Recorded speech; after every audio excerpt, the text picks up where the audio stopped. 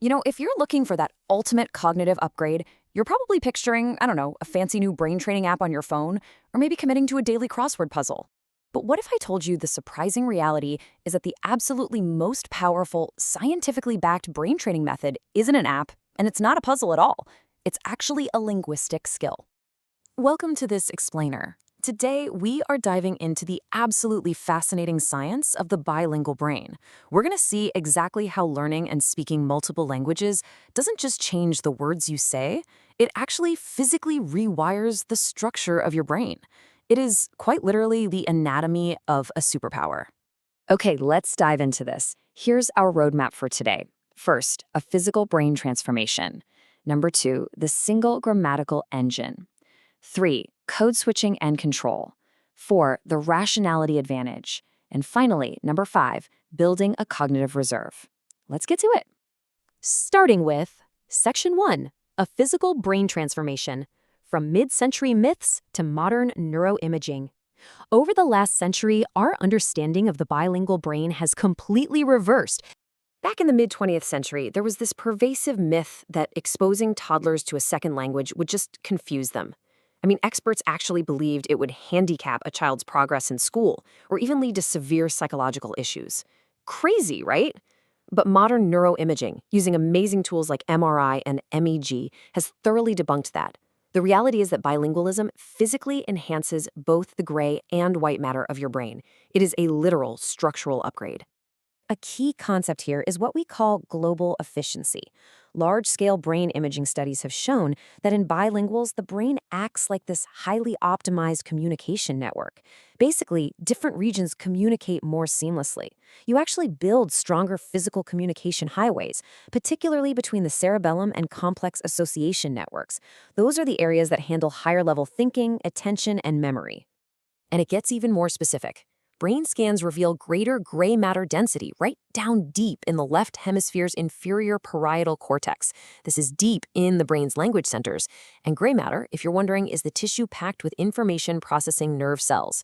This physical rewiring is especially pronounced in people who learned a second language before the age of 5 or in those who are highly proficient in their second language.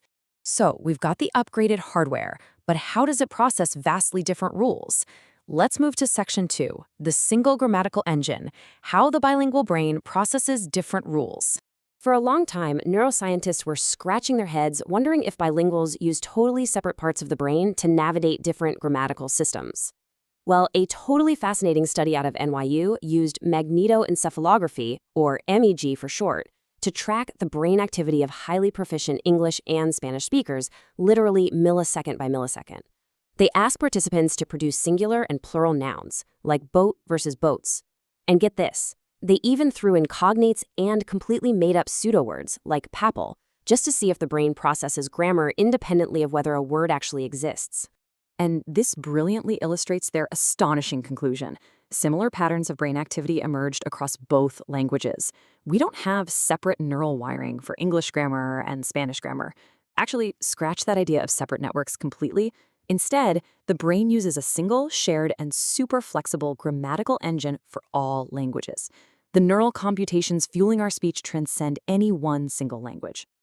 But sharing a single engine means the brain has to constantly direct traffic. That brings us to Section 3, code switching and control, juggling languages and the cost of change. Toggling between languages requires incredible executive control. Now, you might think this takes years to develop, but it actually starts in infancy. Listen to this. Newborns, just hours old, can already detect a change in language. By 4 to 6 months, babies can distinguish between languages just by looking at a speaker's lip movements, without even hearing a sound. And by 8 months, they can use those visual cues to differentiate between unfamiliar languages they haven't even been exposed to. They are rapidly using visual and audio cues to build their language buckets from day one. It's just mind-blowing. So, to maintain this dual language world without getting completely confused, the brain has to constantly inhibit one language while greenlighting the other. When bilinguals toggle back and forth, operating in this bilingual mode, brain scans show intense activation in the right hemisphere, specifically the dorsolateral prefrontal cortex. This is the source of attention and control. And it lights up so consistently that scientists actually consider it the neurological signature of bilingualism. Let's see how this translates into real-world trade-offs. Constantly juggling this neurological signature gives bilinguals some pretty amazing cognitive pros.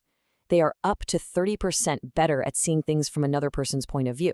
And their executive control makes them way better at ignoring irrelevant background noise, which we call flanker distractions. But there is a literal cost in milliseconds. On the lexical cons side, it means slightly slower word retrieval alongside something called asymmetrical change cost. This is where it actually takes a bilingual speaker slightly longer to switch back to their dominant native language than to their weaker one. Weird, right?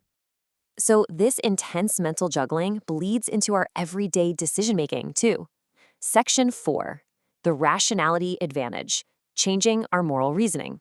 Okay, here's the classic utilitarian trolley problem. You know the one. Would you push a man onto the tracks to stop a train and save 5 other lives? Well, what Albert Costa's research reveals is that when people are presented with this moral quandary in a foreign language, they are actually more likely to choose the rational utilitarian option. They become a lot more cold-headed and less knee-jerk in their response.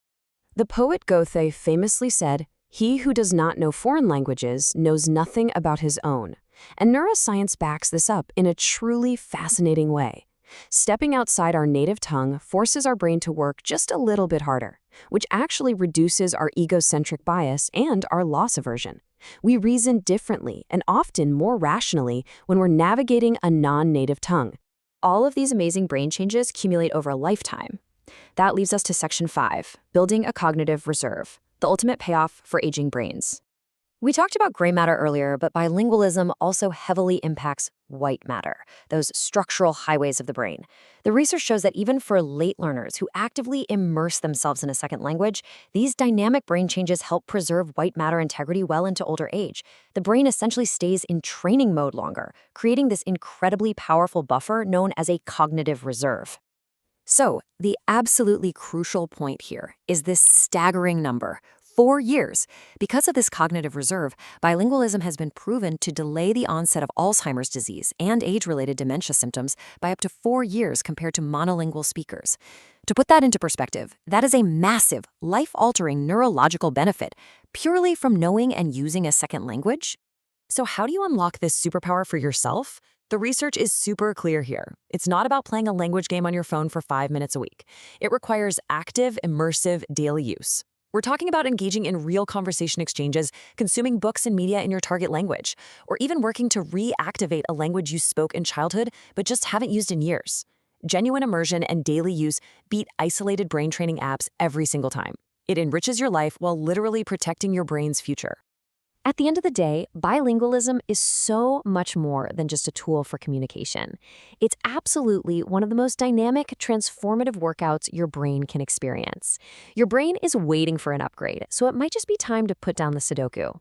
The only question left is, which language will you learn next?